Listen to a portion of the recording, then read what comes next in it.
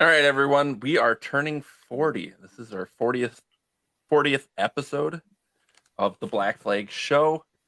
It's pretty awesome. Today we have on our new forever co-host, Bill Sorenson. How's it going, Bill? Pretty good. Hello, everybody. And we also have my anarchist buddy joining as well. And then we have Brett, and then we got Daniel over here. So, how's it going? Yeah. Kick us off with our first topic. All right. Well, Or should we go around and do plugs? Pretend like we have things to plug. No, just go ahead, Dan. You can follow my daily Twitter rants and see me argue with Ukrainian troll farm simps at Ryan_Hansen. Sorry. No, I was on Twitter though, and I noticed that the Kerry Lake trial concluded today. There's no verdict yet, but that concluded. So I was just I thought it was a good time to bring up that trial again and just see, like, with that election fraud, that, like, nice. We don't know what the court's going to decide. It's in their hands, and that just concluded like 3 hours ago, I guess. Wow. So we could get whatever decision we get is going to be obviously making waves. So I know a lot about this, but just in case, you want to tell me a little bit about it? To be honest, I haven't followed the whole election fraud story in Maricopa that closely, other than I know that on the day of, they had lots of problems with machines, all kinds of documented issues where they get a lot of in-person voting, and they had a lot of amounts of voters who said they weren't able to cast votes. Overwhelmingly, it seemed to be conservative voters, and so it seems like they have somewhat substantial evidence. It's just if it is any, what's actually substantial enough to be able to submit into the court. And I think that's going to be like, where did the court set the bar for proof? And is their proof going to be, meet that standard? Interesting. Yeah, I think I would be a lot more convinced that there wasn't election, whatever you call it. I won't say it on YouTube, but if people weren't so protective of the information. And hey, Sam. Yeah. I'm on a time crunch, and this is really boring. So you want to hear about the Great Create? Yeah, go for it. So the Great Create is what we called the Georgia Libertarian Convention. We made it Friday to Saturday, Sunday. Sunday was the end of year, was the business stuff, but Friday and Saturday we had a bunch of vendors come out, and the focus was like do it yourself, say sustainability. We had two rooms going on in like a clubhouse with people talking about we had someone there from FEE, the Foundation for Economic Education, talking. Brad Palumbo. Alternative education stuff. We had beekeepers, cheesemakers, goat farmers. We had a dude Ryan Graham knew how Ryan was there politicking. But it was good. Like it was a blast. I brought my Blackstone grill and I just made a bunch of sandwiches. And I was just kind of just passing them out. People would get hungry and they just kind of like come over to me by the little canopy tent and like, so what's going on? And I'd be like, are you hungry? You want a sandwich? I'm like, yeah. And then when people were bored, they'd go over to Will and be like, so Will, what you guys doing out here in a circle away from everyone? What's going on here, guys? But I'm telling you, man, it got started around like Friday at noon. People showed up. I saw all of our officers and gave everyone huge hugs that put it on. Just real cool people. I met so many inspiring young people, like just, like mid-20s. Like I'm always curious, like what is that generation doing? Because you hear nothing but bad things. Let's see. We stayed Friday night. There was a little bluegrass concert. This little bluegrass band. And then is that Saturday, like mandatory for Georgia or? No, it's just somebody. None of us are bluegrass people really, but I think our chair Zach knew a band or something, was able to get it. And then Saturday we had. We started at 10 o'clock on Saturday, and we went till 10:30, 11. We closed out Saturday with Adam Nutter doing a stand-up comedy show. How was Adam? Oh, he was great. He was so Did you give him a hug for me? Absolutely. He so Friday, so let's just do a timeline. Let's just do a quick timeline. I'm the first one to get there, as far as the important people that we know. I'm getting stuff set up. It's really cool. A couple hours later, Will shows up. Will, the day before, he went down to Jacksonville, picked up Reed Coverdale, and Reed stayed at his house the night before. So then they, Miss Mama Bell had to cook Will and Reed a lunch. Reed had to meet the family. Nice. I met the family at breakfast. They cooked me breakfast. Yeah. Well, you know, tell me the drama though. Like, what went down in Georgia? Did the devil go down to Georgia? Or was that a song? Yeah, we partied with them and howled at the moon with them, man. Did Ryan Graham give a speech? Did who's that other guy? No, so we had so as far as the election, they wanted to first they made a motion to like allow the brand new members to vote, like waive the 1 year rule or whatever. No. And no one opposed it. Everyone's like, yeah, sounds great. Okay, cool. That was great. And then they made a motion to move like all like the chair election stuff to the beginning and save all like the bylaws and all that stuff to the end. Now bear in mind, at this point when this is happening, you guys had to vote to change the agenda right off the bat. Oh yeah, they were ready. Wow. They were ready to roll. Now bear in mind, this is at 9 o'clock in the morning after a long weekend, and on top of that, me and Will woke up at 4:30 a.m. after a stand-up comedy show because we had to take Reed and Adam Nutter to the Atlanta airport, which was about an hour and a half away. So like we get back to the convention place to start at 9, and we have already, you know, I was so tired and motion sickness sitting in the back seat from Will's god awful driving. Will cannot drive. He can't drive. And here's what it is. I feel like he'd be the most relaxed driver ever. But listen, but I'm getting to that.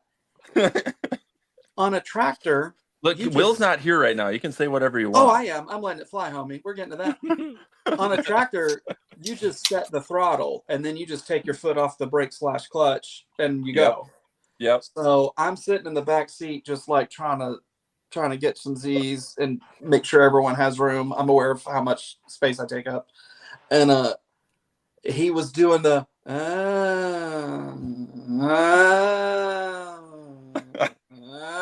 I was like, oh my God, Will. I just finally knocked on the window. Window went down. I threw up all over I-85. Oh, 3 times. He drives like Daniel drives. Oh God, it was awful. But I will say this: most of that just was when I don't get at least like 6 hours sleep. I'm a terrible person for a little while. So anyway, I feel like that's necessary for politics, though. Oh yeah, it was. I mean, some people start the morning with a cold shower. Like I had some alternative medicines before our convention, but I was like, no, I need to stay mean. Listen, like if I alternative medicines started. If I take alternative medicines before, they also went on during the convention when votes were being counted. I would have showed up and been like, do whatever. I don't care. So anyway, I was medicated through the entirety of our state conventions.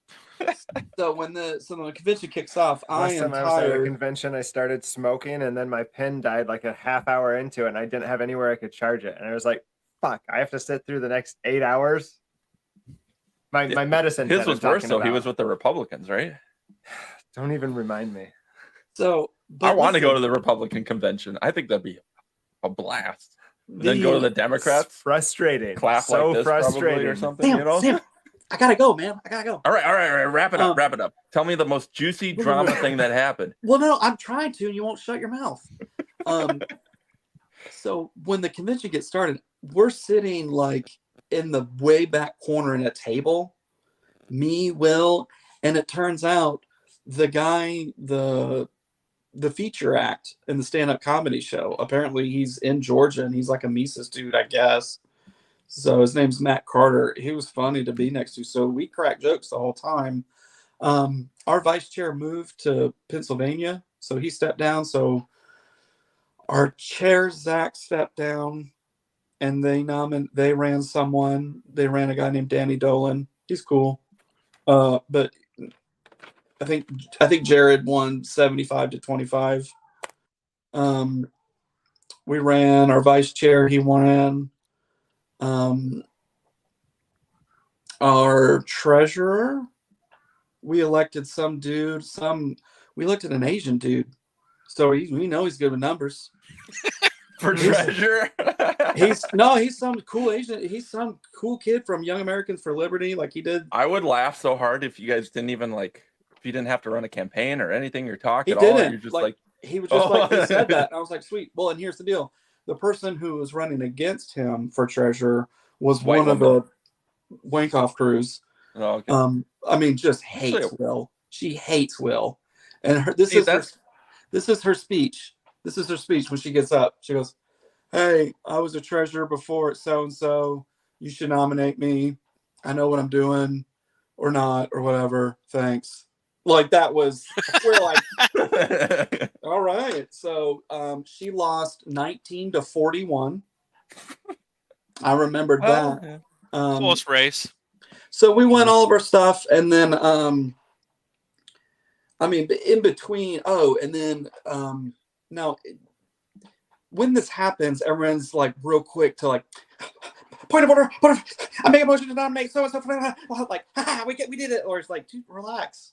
Everyone knows you're gonna nominate your part. Well, just fine. Like, no one's gonna stonewall you. Like, it's fine.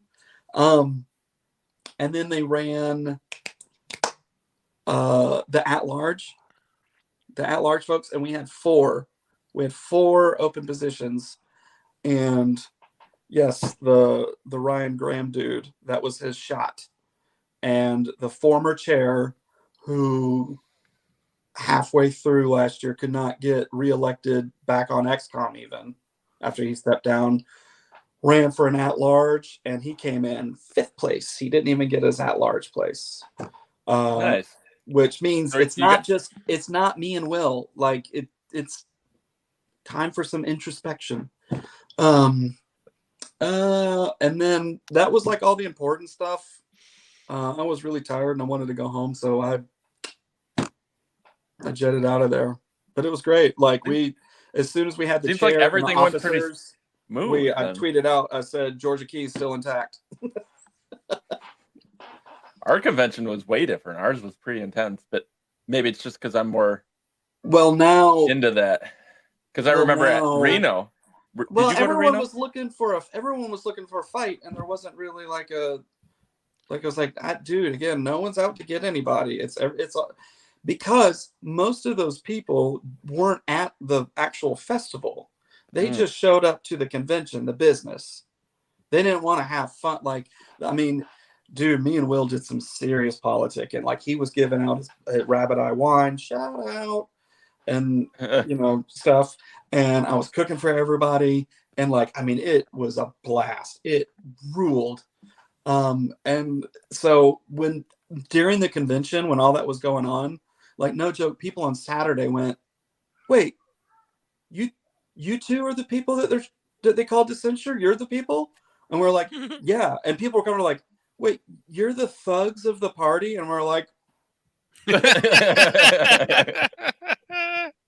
so like that. So that whole crew, I think, really missed out when it came time to vote. Like, we're like, I don't know. We had a blast with those people. We're voting for them. Like, yeah. It ruled. Next year, Zach, the chair, who's now the vice chair, he wants to. I think he's gonna make it a 501(c) or whatever. And he wants it to be separate.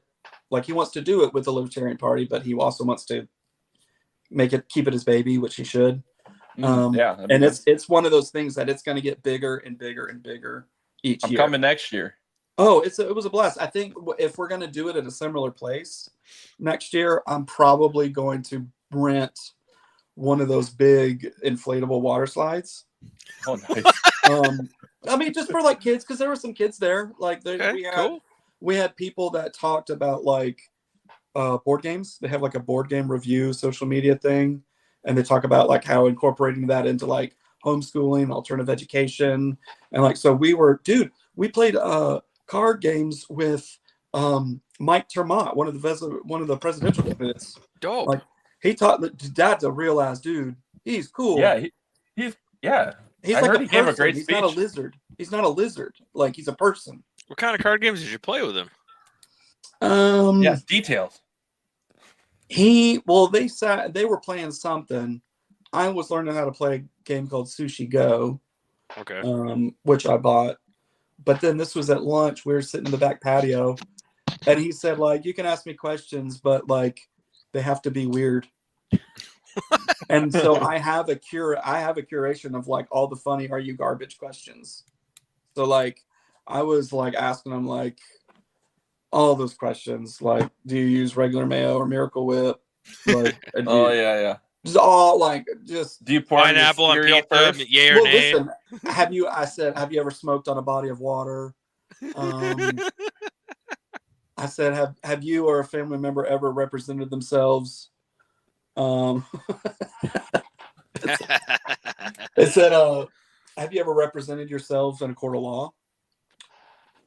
And he brought up a good point. He was like, well, technically a lot of people do, because if you get called to trial, it's not your trial, but you're like, just get a subpoena to talk. Like you can like confer with a lawyer, like, because when you get on that stand, like they'll be like, I don't know, are you qualified? And you're like, whoa, hey man, I'm not on trial. Like what? So he was cool. He was awesome. His speech was great. Reed Coverdale gave a speech. It was great. It ruled. I would also encourage for the other conventions, the other states, to take note. Like it was I don't want to say it was an easy thing to do, but it doesn't have to be a giant thing. Just a couple cool people hanging out, and oh man, it ruled. It was awesome. That's it. That's it? No, that's great. That's awesome, man. Nice.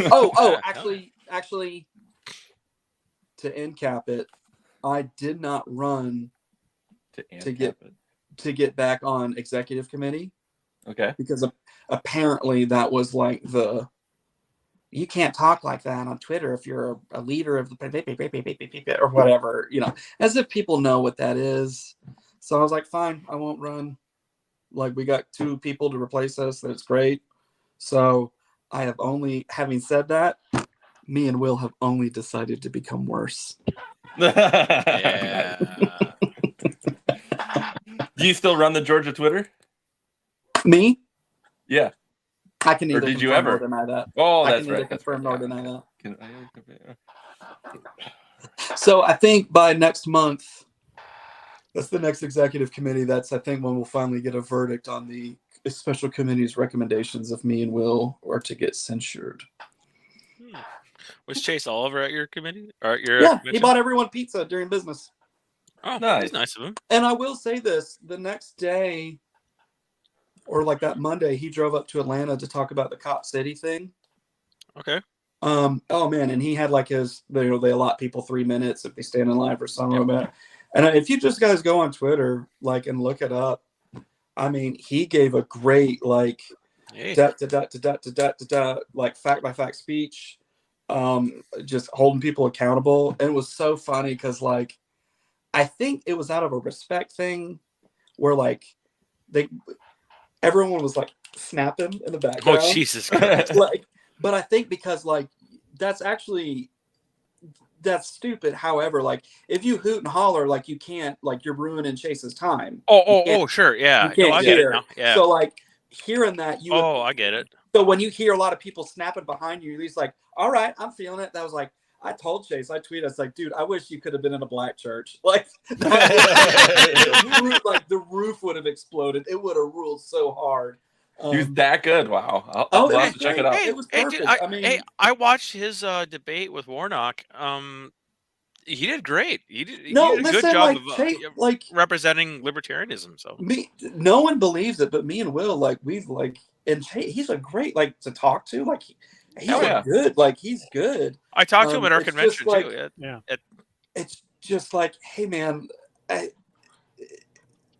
I don't think it's cool that you think it's cool that, like, oh yeah, I've been to drag shows where there's kids there. And as long as, like, I mean, the drag queens don't let the kids put money in them. I mean, that's crazy. They just take the money from the kid with their hands. That's the appropriate thing to do. That is on Twitter. That is not made up. So it's kind of hard to really, like. It's not the worst of the takes I've seen, but I still don't like it. But yeah, That's crossing lines. But Yeah. I will say, like, I wanted to give credit where credit was due. It was Oh, great. yeah. And during business, he bought everyone pizza, so everyone Nice. could, like, work through lunch. Yeah, it was a pro move, man. yeah. And when I told him when he was at our convention, I was like, hey, dude, like I've disagreed with a lot of the stuff you said on Twitter, but I got to hand it to you. Your debate performance, And all, yeah. was great. So I was like, Yeah. hey, dude, you did a great job of representing what we believe. So Mhm. Yeah. Like the disagreements are. I mean, it's real. minuscule because the only percentage-wise, people it's that not- know about him are just people that are in our circle. Yeah. And I mean, we talk about it a lot, and the percentage of what the philosophy is small, but for some people, it's like, yeah, but it's kind of a important thing for some people. Yeah. But it was good. Like, for the most people left. I left at 2, I think, when I thought they were wrapping up, but apparently they didn't wrap up till like 6, and they were like, they spent the last few hours like arguing about like an Oxford comma or something. I was just like, Gotta amend the It's amendment. not a libertarian convention. Literally- if you don't argue about that. When Did we they had, do when we that? had when we had Tom Luongo on, that's exactly what he said when he was still in the LP in Florida. He's like, they spent like 4 hours arguing over a semicolon. yeah. I mean, it's That- me and Will. Dude, like, I'm just like, in Minnesota, I kept doing like we call the question basically. It was great. Yeah, and thank you for that because that actually moved things along. I pretty took like I the just- temperature of the room, and as soon as it was like on my side, I'm like, call a question. the whole during all the voting, like Zane, the guy that ran for, I think, secretary. He's kind of a young dude. He started a couple years ago, maybe. Real young kid has really just learned the ropes and stuff, and just really doing it. So like, Zane, can we do this? He goes, I have the numbers, so and so. And then he goes sit down, and it was just real quiet. And then so me and Will would be like, "Woo, yeah, Zane, woo!" like people were making it so boring, and we're just like, so me and Will like becoming just like, should I pay $30 a year to come to the Great Create, make everyone have fun? Like, I had people coming up to us, it's just like, you seem like the people to hang out. Like, what's going on? We're like, we're playing cards, come hang out. I told everyone I banana the party for 3 years, and I wore like a banana hat and was wearing banana shorts, and Oh, the like, bananas! That was you hilarious. can't take it too seriously. You gotta have a little bit of fun. On Friday, I wore my Bananas jersey, and then on Saturday, I Wait, wore you have a Bananas. bananas jersey? There's Savannah Bananas. Like I'm. Oh, it's a thing down there. Oh, I didn't know that. You don't know about the Savannah Bananas? No. No. God, No, you we're were from so Minnesota. autistic. Do you know about hot dishes? Hot dishes like a potluck. Oh, he's got it wrong. No, what is a hot dish? It's a casserole, Everyone outside of Minnesota, it's called casserole. We call it hot dish. and it's Yeah, Duck that's Duck fine. Gray Duck too, by the way. No, Savannah Bananas. They were a coastal. They're like the Harlem Globetrotters of baseball, I guess. At some point, I Oh. want to hear from Daniel how the So Republican kind of convention goes. too. a joke sports team. Well, they started real. Like they were Okay. an actual, like they were a collegiate level summer They ball were real program. bananas. But when they were playing like in between the innings and stuff, like it was fun, and they made it a circus, Oh, and cool. then it took off, and here's what they did. So the dude wanted to make baseball faster because it's boring, like it is boring to watch, and Yeah. so he made a few tweaks to the game, where like you don't have to be silly to do the banana ball game, but it is fun. So it's a 2-hour time limit. So the score is not total runs, it's total innings won. So like, Oh, okay. That's if cool. one team like goes off on a tear on the second inning and they score like 15 runs, at the bottom this team scores no runs. Well, then that team just won the inning. They get 1 point.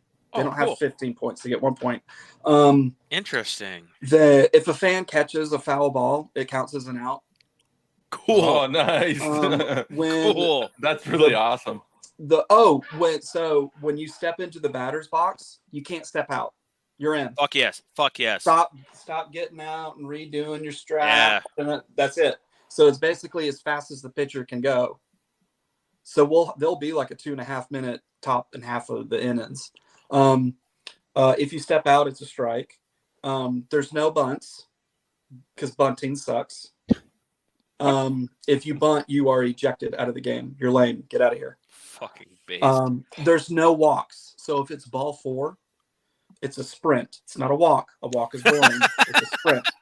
So what you do is the runner can sprint and he can get through as many bases as he can until every single the defense essentially or whatever, all the outfielders have to touch the ball. So the pitcher throws it to the catcher, ball 4, he takes off runner. Catcher has to throw it to third base, left field, center field, right field, shortstop, second base. And they always make it to like second base if they can hustle. Before all the infielders run in and they do a little what else? It's great. So like you can do a lot of these things for real. We have breaking news that Obama was banned from entering Russia after the release of the Durham report identifying his role in Russiagate. Based Oh no. What? Based. I love Russia. Crazy. Based Russia. Yay, Russia. That's good. That's good. The only exception is in the 9th inning, every run counts. Oh. Because otherwise, like if you win 5 innings, like you can just stop playing the game. Right. So So it makes the 9th inning mean something. Because his whole deal was to like we have to get people to stay for the end of the game. Like no one stays for the end of baseball. It sucks. Like I just can't believe somebody made baseball not suck. Oh, it's amazing, dude. And so and now the vibe there. Oh, and it's it's all you can eat. So tickets are $25, and then literally they have like at the concession stand, or then they have like separate areas. It's cheeseburgers, hamburgers, chicken sandwiches, hot dogs, chips, vats of just soft drinks and waters. What is this called again? The Savannah Bananas. Dude, they've been on Savannah ESPN. Bananas. They've been this on whole ESPN time tons of times. I have no idea what you're talking about, but it actually sounds fun, and I feel like you're talking about baseball. When are we going to the Savannah? Okay. So here's the deal. What day are we going? Here's why you like it, because even when they were a real team, like an actual team, there's like a big Irish heritage here in Savannah.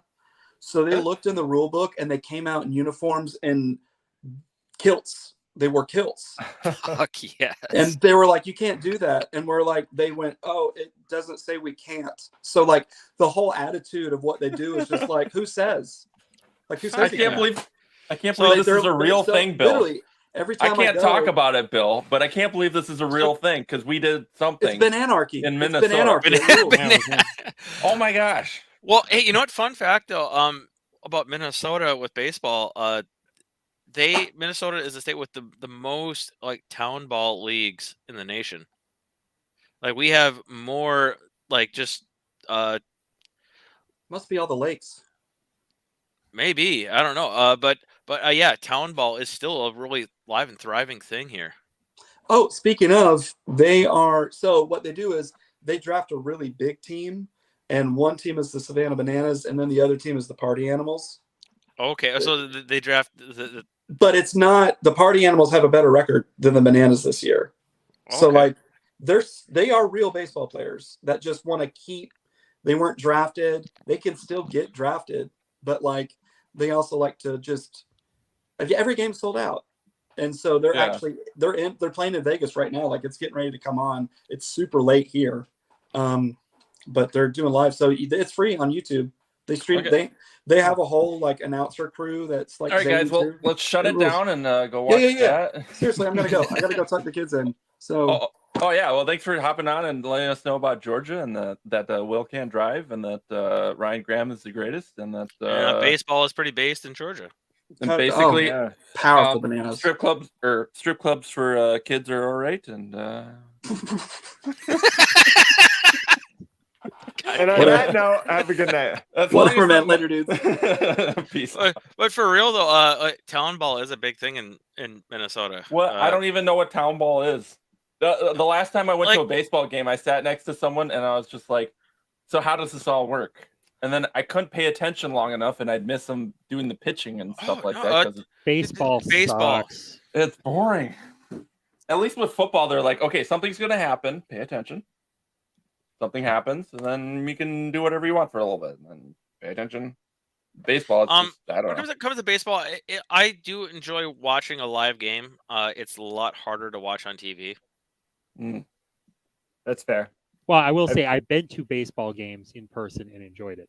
Yeah, I've been to And- two and- games in my life, and I enjoyed both of them. And I don't think I've ever watched a game on TV. All right, we're all going to the game together. As opposed to football, where I've watched football live, which is still fun. Watching it on TV is way better because I've always wondered. I've never tried. Football Football is a sport does that's suck made at- for TV. Yeah, football sucks in person because they take so many breaks. There's Professional hardly sports any on playing. TV, professional football on TV. Yeah, I've gone to like one Vikings game live, and just because it was, I had the opportunity. I was given free tickets to go to a Vikings game at US Bank, and yeah, it was kind of cool to actually see the Vikings play live once. But I was the whole time I was like, this is so much better on TV because all the replays and because I mean it's just a different kind of sport, you know. Yep. It's so much more conducive to TV especially with replays and all the camera angles. Exactly. Well, I don't know much about sports ball to start with, but sports are overrated and dumb. Unless it's football, that's the only sport that really matters. Still, sports ball. No. What was your next topic? Well, I mean, I had a few different topics, but there's, of course, Linda Yaccarino, I think is how her name is pronounced, getting hired on. She was a WEF World Economic Forum chair of some WEF program or something, and then she also worked for like CNBC or NBC. NBC as the ad rep or not ad rep, but in like manager of their ad department or whatever. Yeah, I just kind of take a wait and see approach to this. I mean, you don't know. I mean, I try to like bracket out like different possibilities, like what's actually going on. Is it Elon's just been playing us this whole time? I mean, Elon or did she flip, or is she just says whatever she does to whoever's paying her the most? Is she just, you know what I mean? Like, it's possible also that he just has like he's made such drastic moves. The WEF has lost so much face. It's possible he just has the globalist agenda like up against the wall, and he's throwing them a bone. He's regretting his takeover language. Well, he's throwing them a bone, saying, "Work with me, and I'll work with you." But everyone knows that's not like, necessarily bad. Being associated the WF now is like poison to your reputation. So maybe that could be you know, a kind of a anyone who trusts a billionaire. Like your thing. I know. So I don't trust Elon as far as I can throw him, but I don't know. Elon's the hardest guy to figure out right now. Like trying to map like where his allegiances lie. Like I don't know. His actions up till this point have shown like that he's stood up for what he's said, but at the same time he is so unpredictable in what he's going to do next, and you never know. Like, I mean, he's smart enough. He's on this level where this could have all been an act, and he could have played it out perfectly. And I think he's a good guy. I don't think that. But I think that that's I don't know possible. if he's a good guy or not. He's been a made man. Like he was elevated. Up into where he is. So like the people behind him, I don't know. Well, I don't want to do like the 3D underwater chess, but I feel like he's a good guy and he's trying to do what he can. But he also realizes that like his he didn't buy Twitter with liquid cash. Like he's leveraging all sorts of different companies and all sorts of stuff. So he has to have a certain Right. amount of ESG to even function. Well, so But he's pushing back in as much as I think he can. That's one possibility. I guess. yeah. So all I'm trying to say is let's bracket out different possibilities because like no one really knows what the hell's going on because we're all operating on imperfect information. What were you gonna say, Bill? And so like just figure out or try to like just anticipate different different scenarios.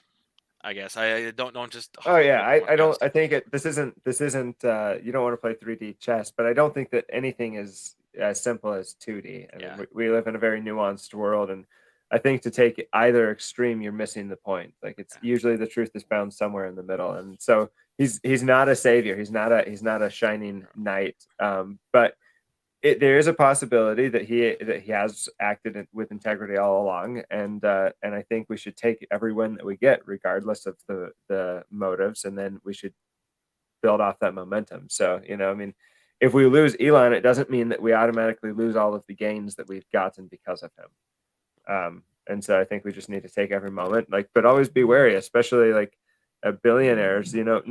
No human being could become a billionaire without some government without being support. allowed to be a billionaire. Yeah, exactly. And so I mean, so he's played by the rules enough. Maybe he's like Ron Paul was perfect in every way, but Rand Paul tried to like play to the rules more and tried to be more subtle with stuff and whatnot like that. Maybe he's kind of like taking that business approach. Obviously, he's not as good as Rand Paul or Ron Paul, but like just like he's trying the Rand Paul strategy instead of like the Ron Paul where you just.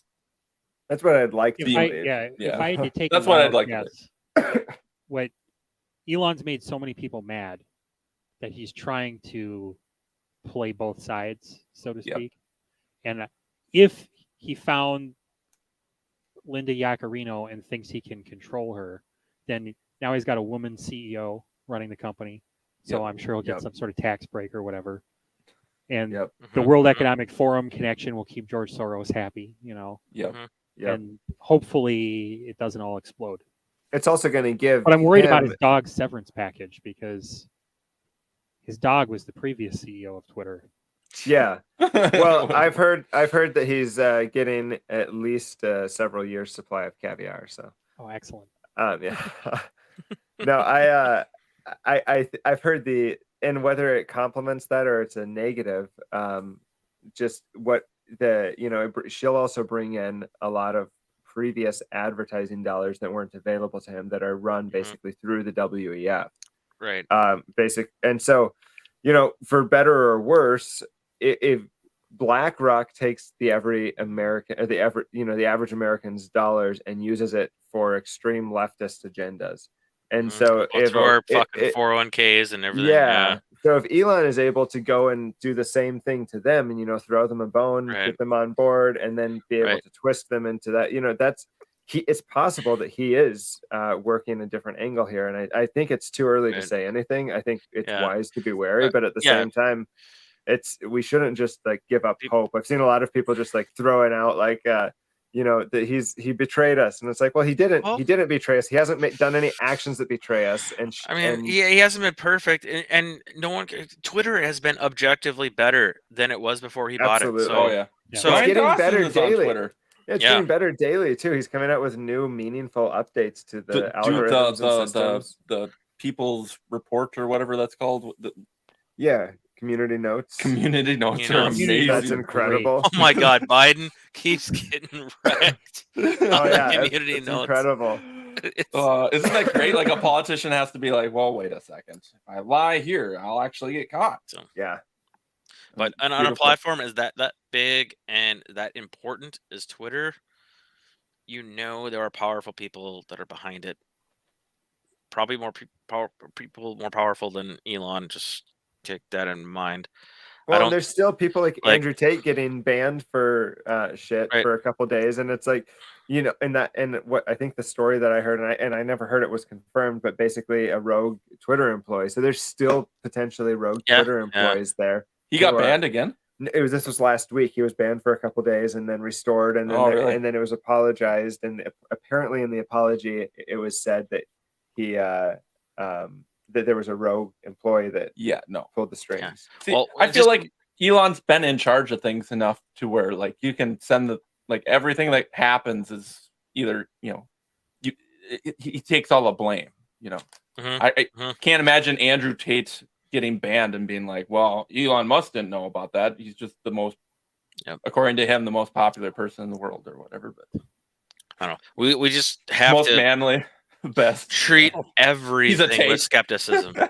Yeah, absolutely. What did anyone see the woman on the bike getting robbed by people of darker skin color? I didn't see that. So whatever. Some woman was trying to get her. We should have had this ready to pull up, but some woman bought one of those rent-a-bikes or whatever, and was trying to go, but like some people of darker complexion came and decided to tell everyone that it was actually their bike. They paid for it, and so she's just like pregnant nurse, and she's like cries and stuff like that. And then someone on Twitter like dragged her and said, she was racist. She tried to pull all these Karen tricks and stuff like that. She's a suspected white suspemacist, obviously. Yeah, absolutely. And then like in the community notes, it's like, no, actually she had a receipt according to her lawyer and this and that. And it's like,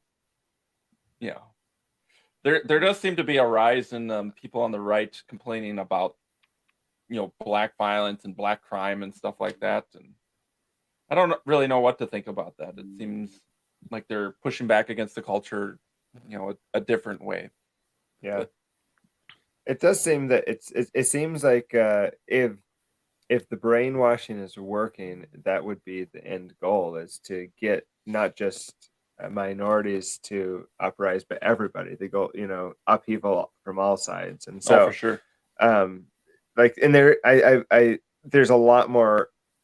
There are a lot more cameras today than there have ever been. So it's kind of like if you're going to say there's a lot more evidence of it, there's a lot more going on. It's like, that's because we're documenting everything rather than just it's a lot harder for them to pull off their color revolutions or their other bullshit that they do in subverting actual on the ground movements than there has been in the past. I mean, yeah.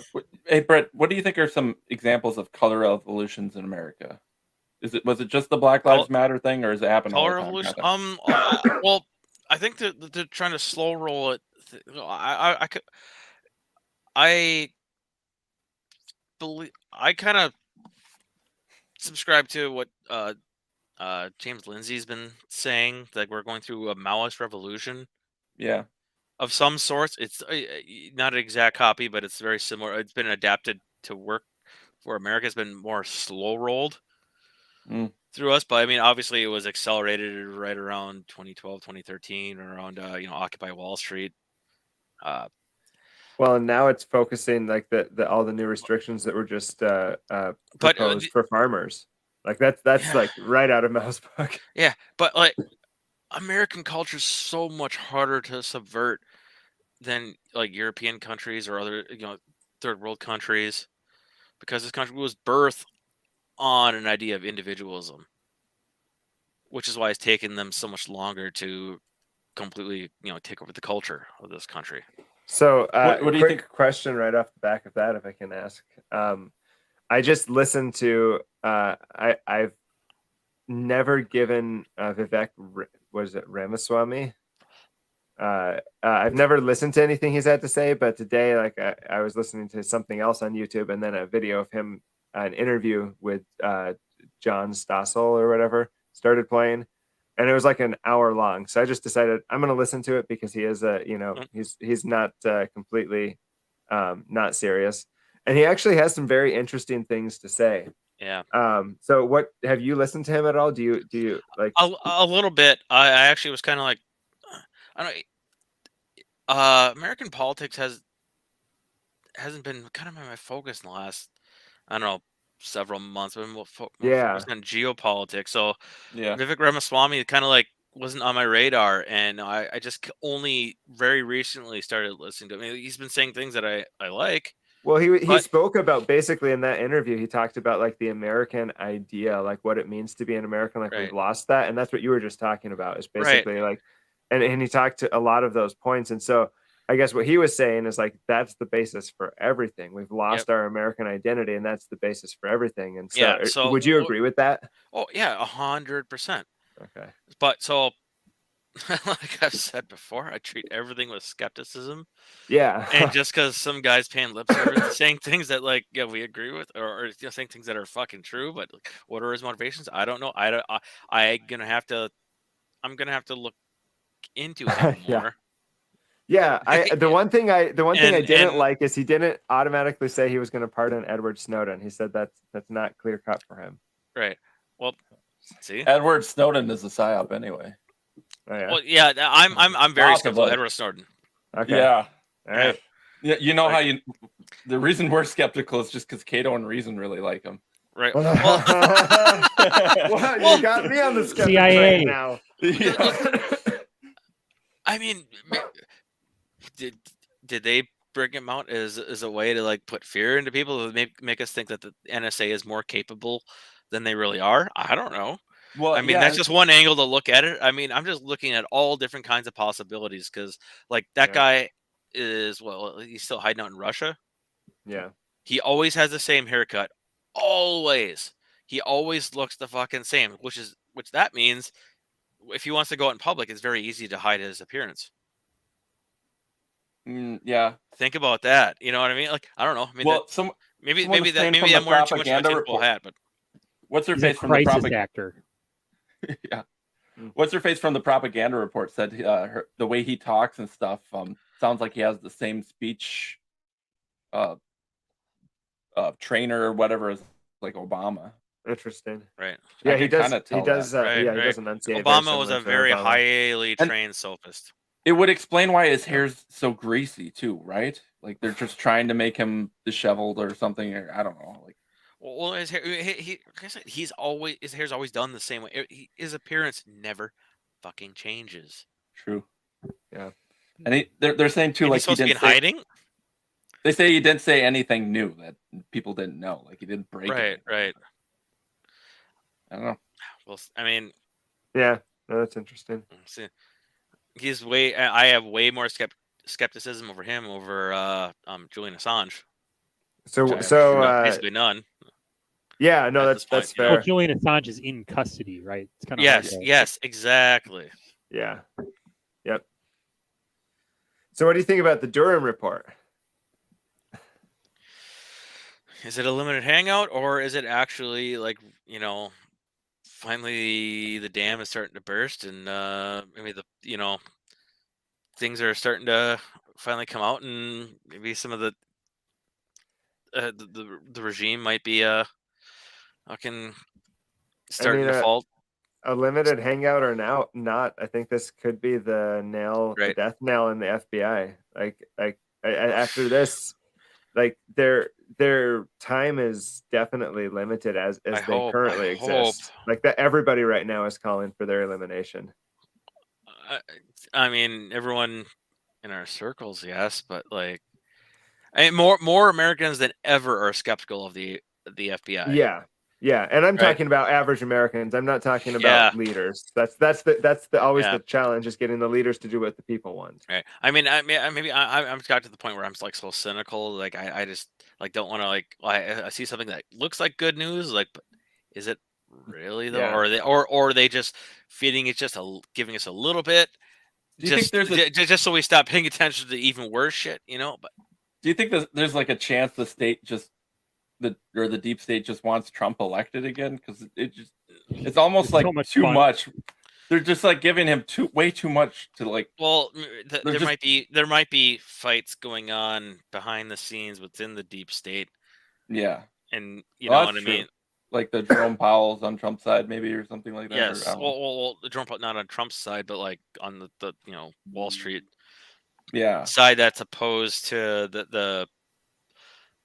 the Euro. If I wanted to get world elected, order that's they're trying to impose, which is failing horribly, which from what I've gathered. Yeah. Well, there's still hope for it. I'm hopeful. That's I why want to see the world burn. We need more people.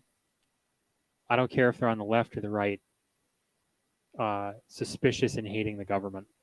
Yeah, exactly. Yep.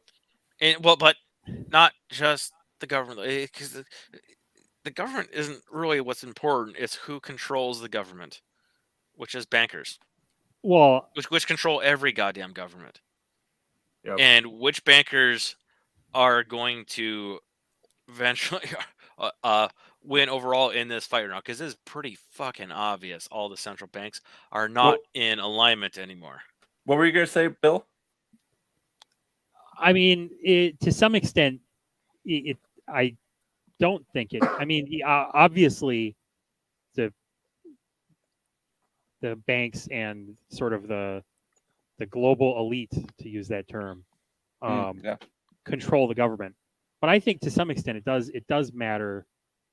What people think and whatnot. Well, I don't think it only matters who controls the government.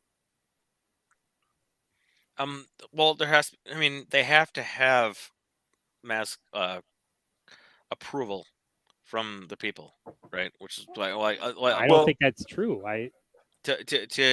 In order to get the policies and their objectives achieved, they need to get the public to go along with it, which is why we're being so heavily propagandized, and we have been since the beginning of the 20th century. Yeah, that is I the agree with real that, war. yeah.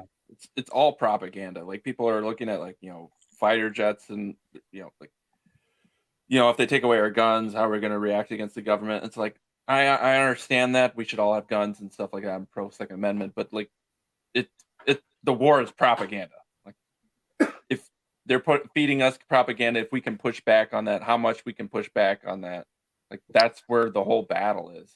Well, and also like we've since the dawn of the internet and at the age we live in now, doing things like this. Yeah, people have never had this ability before to be able to get their opinions and voices heard like this and get it spread, which is why mainstream media is dying and is dying more rapidly by the day.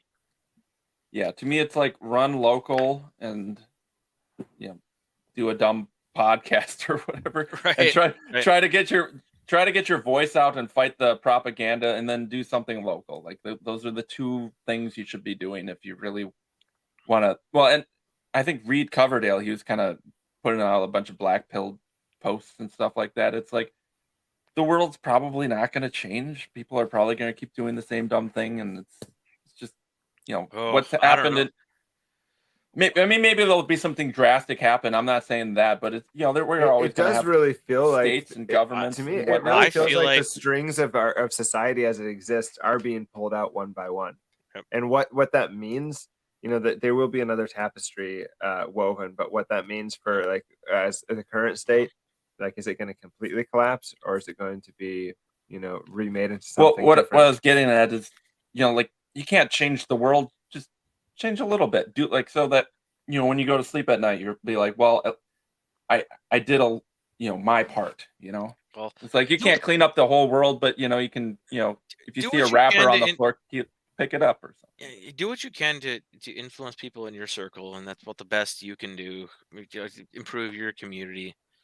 But I think in the coming weeks and months, there's going to be a lot more stuff coming out. I mean, even the last 2 weeks with geopolitically, a lot of things have been happening. Like if you've been following the war in Ukraine, which is very, very critical geopolitically. Yeah, what's going on with that?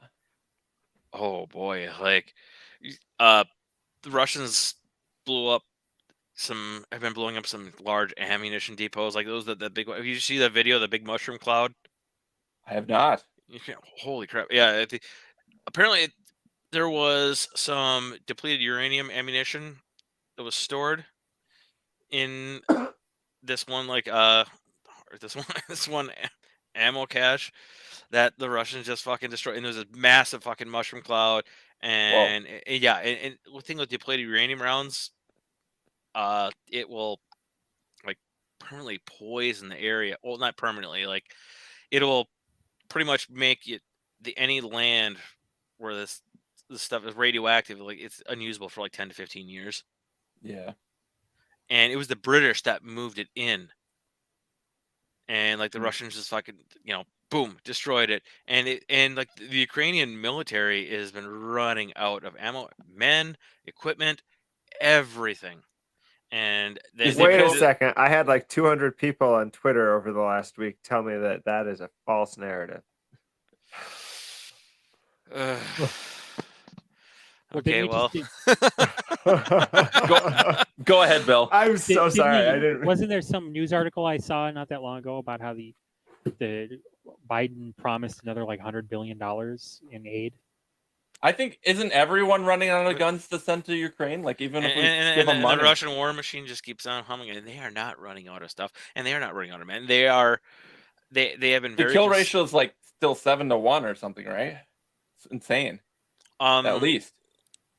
If you believe the mainstream media, it's like 7 to 1 on the Ukrainian side, but like in reality, it's probably more like 7 to 8 to 1 on the Russian side. Well, the report that got leaked or whatever. Yeah. That's what you're talking about. Yeah, like but even Scott Ritter said that seemed low. Like it was probably more like 11 to 1. But he also I just heard from like recently from Douglas McGregor that one of his couple of his latest appearances, like he thinks the Ukrainian deaths been like 300 to 350,000. Yeah. Wow. Yeah, and it's gonna get to the point where they can't hide the casualties anymore, and they're kind of caught in their own propaganda, and eventually the dam's gonna break and the truth's gonna get out. Like Ukraine's losing handedly, and the Russians just fucking blew up a bridge or a bridge or two maybe that connect was it Romania to Ukraine, whatever, which would basically prevent NATO forces or prevent an avenue from supplying munitions and prevent potentially NATO forces from entering in Ukraine through that avenue, which means that Odessa is next. And if they take Odessa, Ukraine won't have any ports left, and which would shift the game board dramatically geopolitically. Like they take Odessa, like Ukraine will be left as a rump state, completely gone. So what happens then? Does the U.S. and Britain get involved? Is Biden going to say if the fucking Davos faction and the neocons get their way, they'll just keep trying to escalate. But I mean, you're seeing a lot of faltering in support. Turkey's fucking abandoned. Our Turkey's kind of betrayed the EU and NATO. Well, and Scott Ritter at the time, he was telling me like the kill ratio in like World War II when battles were won and stuff was like 1.2 to 1 or something, or like not over 2, and you just think of like 7 to 1 or anything higher than that. It's just like that's insane. It's not even a war; it's a genocide. Yeah. It's like, dude, Russia has. Well, you think of like the South when they Lee, he just looked at the numbers and he's like, these don't add up. We're surrendering, I guess. And like even Ukraine, like let's just say they have the most noble cause and they should totally win and defend their country. It's like maybe they shouldn't all die. In the case of the South, they have superior leadership. In Ukraine, they don't have good leadership. They're literal Nazis. They're all a lot of them were all appointees and they're all inexperienced people. Like the biggest mistake people make is that they think that Russia is their military capabilities. They're all like dimwits and they're all backward. Like no, and keep seeing a lot of propaganda too that Russia's running out of stuff, like running out of their ammunition is completely false. Like their production capabilities far exceed right now like what we're the West is capable of like to supply Ukraine. Like Russia is never, and you look at the history of Russia's never ever lost a war on account of lack of equipment. It's never happened. They've always been able to supply in the start of World War One. I guess there were some logistical problems and they weren't able to equip their soldiers at the beginning. But I mean, towards the end when they were losing, their soldiers were still equipped and they were still able to produce stuff. Maybe it wasn't at the best quality, but they were still able to give them stuff. So when you see all this, like Russia's running out of missiles and artillery, like no, that's completely bullshit. Completely bullshit. What was your? I don't know where I was going on with this. Yeah, no, I agree with. From what I've seen looking into it, like you pull back the curtain and that's exactly what it looks like. I haven't seen any hard evidence that Russia's running out of anything, and there's pretty significant evidence that Ukraine is being completely decimated. And Russia hasn't even committed their full force yet. Like they have 900,000 troops ready to go, and they're just waiting for the fucking ground to dry up. Do you think Russia's going to be the dominant force in the world now? No. I don't know if Russia wants to be. I think they just want to. Yeah, I think want to be able to. Easy.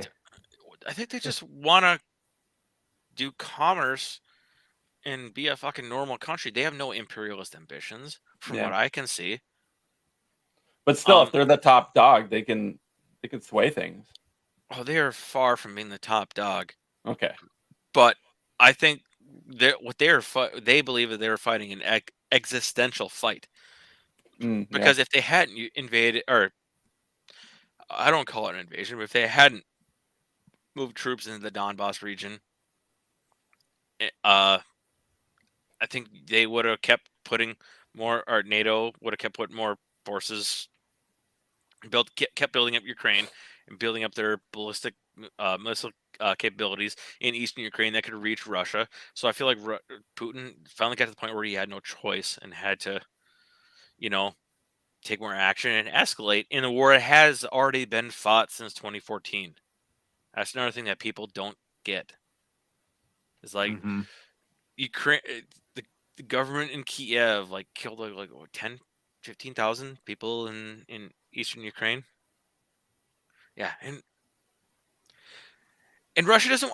Yeah, exactly that comment. I don't think.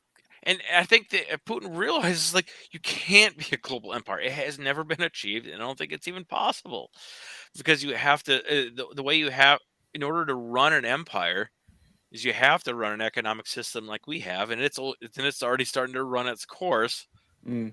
Yeah. Through, I mean, empire has its costs. It always has. You study the history of empires through all histories. The Roman Empire, how they fucking manipulated their currencies and able to, expand. You can only expand to a point, and then everything starts to fucking collapse because especially now, the fiat currency system we have is a fucking Ponzi scheme. Yeah, I think the United States' days on being able to have infinite military resources is coming to an end. Oh yeah, 100%. 100%. And now you're looking at the BRICS countries are getting very close to dropping a gold-backed digital currency, because the Russians and the Chinese have been buying up gold like fucking crazy. And China, from what I've been hearing, he's like, what's the quote? China holds gold through its people. And they've been encouraging their people to buy gold and own gold, as opposed to our government, which taxes regulates gold, purchasing, fucking up the wazoo. I bought an ounce of gold a few weeks ago, and I had to pay crazy state taxes. The trick is to go to Iowa. Yeah, I learned that. It was the first time I was buying that much gold. I'm like, next time. Well, we got one more topic. The NIH trans study. Daniel, you looked into that a little bit?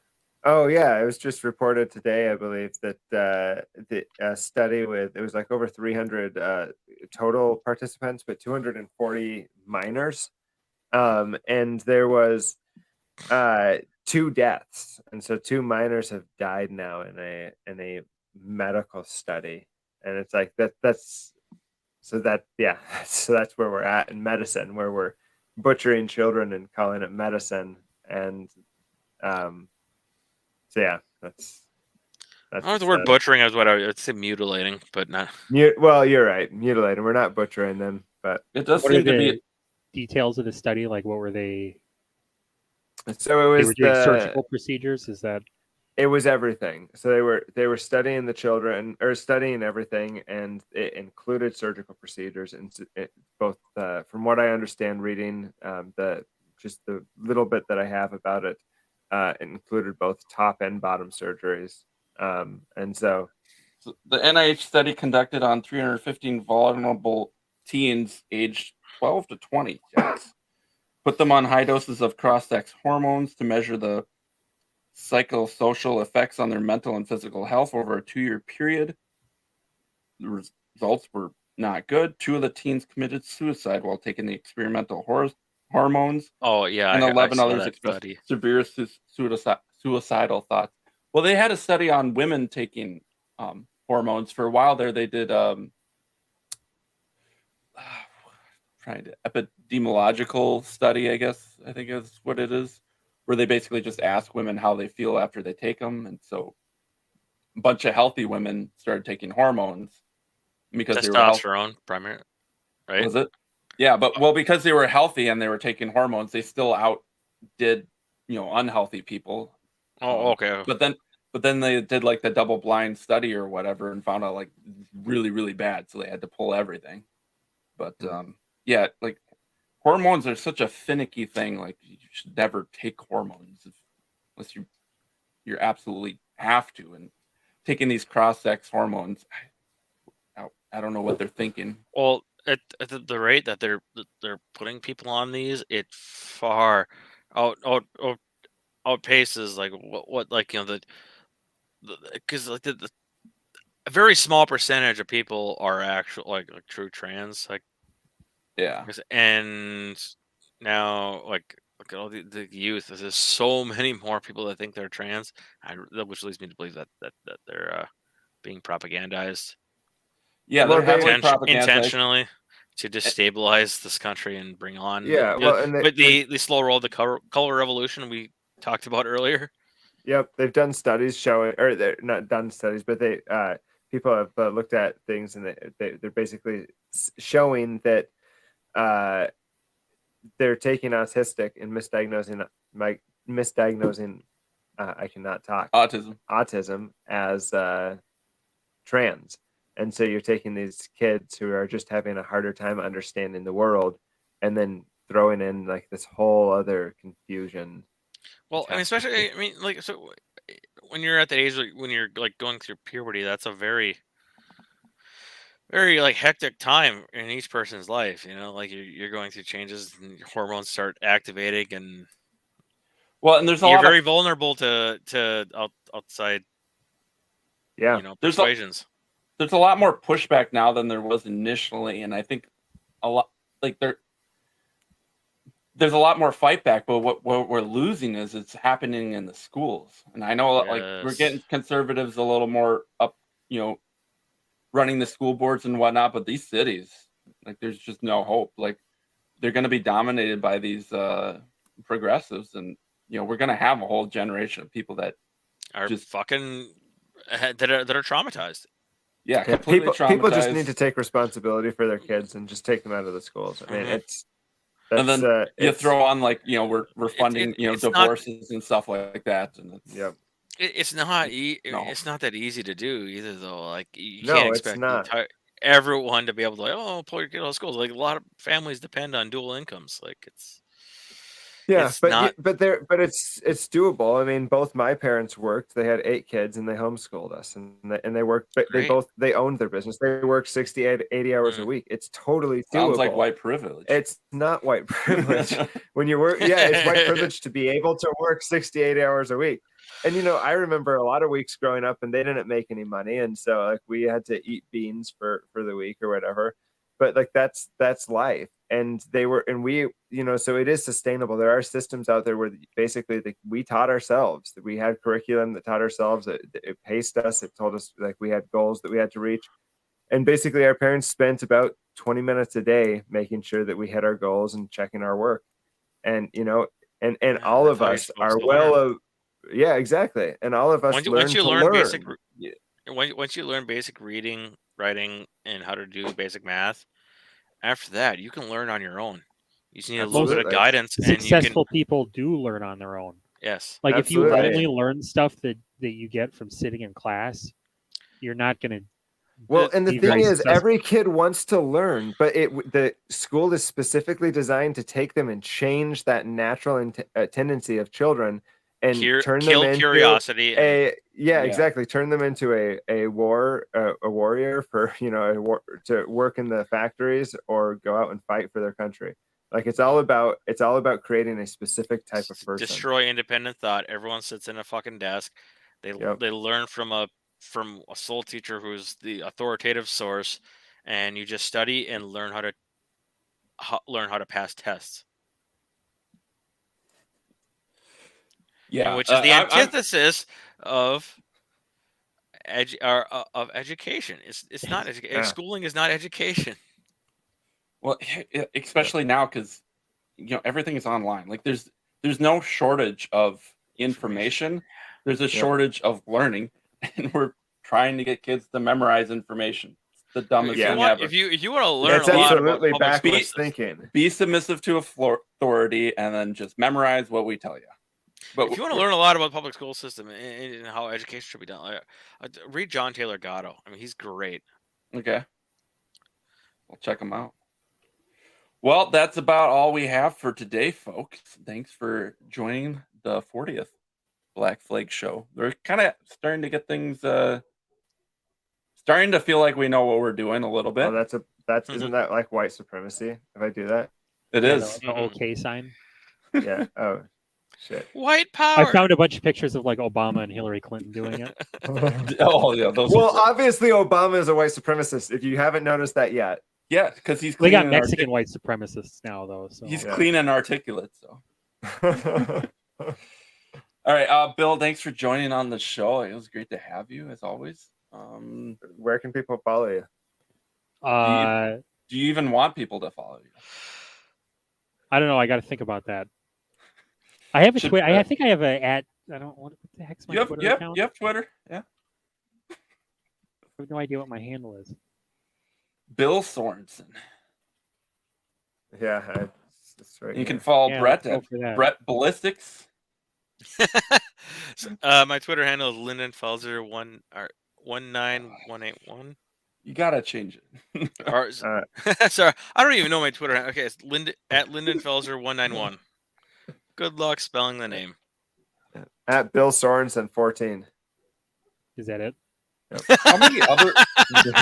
I don't know. That's what he tagged you. So I just looked at his tag. How many other Lyndon Feltzers are there that you had to do the number at the end? That's crazy. Right? Yeah, I don't know. I mean, I created my Twitter account way back in the day, and I never used it for years and years. And then I found like 2020 hit. I'm like, oh, I can get some information out of this app, and then I was hooked ever since. 2020, I was so into like coronavirus and stuff like that at the beginning, and then as soon as St. George Floyd died, I was just like, I'm switching. I don't care any more about Corona. I'm done with it. Sick of researching and reading about it. I don't care. So Twitter was really fun for that because you got to watch Minneapolis burn. And I was like, yes.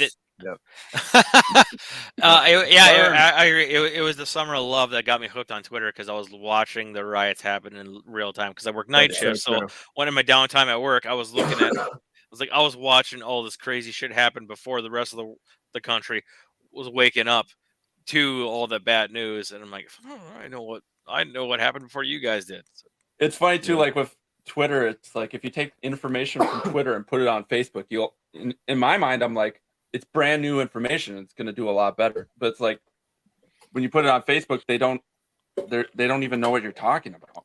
Screw Facebook. Fedbook, yeah, Fedbook. I got rid of that years ago. They banned me for one day, and I hated it. You can follow me at Ryan_Hansen, and you should come and follow me as I fight the Russian troll army because it's exciting. No, I'm joking. Don't do it. It's a waste of time. And you can follow me in real life. I will probably not file a court order against you, or what do you call that? Restraining order. I will allow it. But you can also follow me at Black Flag Pod on Twitter, and that's all we got for today, folks. I'm gonna hit the end podcast. button. But not yet. Oh,